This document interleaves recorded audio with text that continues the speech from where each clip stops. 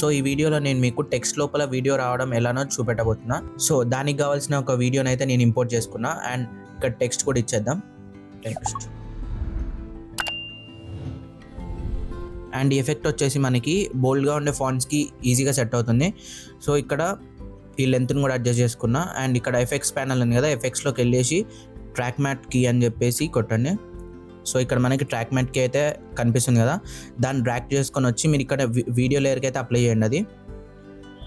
And ఇక్కడికి వచ్చాక ఇక్కడ మ్యాటీ అనే ఆప్షన్ ఉంది కదా, ఇక్కడ నన్ ఉంది కదా, ఇక్కడ మీరు వీడియో 2 వీడియో 3 అనే ఆప్షన్ అయితే ఇవ్వాలి. ఇక్కడ మనకి టెక్స్ట్ లేయర్ వచ్చేసి వీడియో 2లో ఉంది కదా, సో ఇక్కడ నేను వీడియో 2 అయితే ఇస్తున్నా.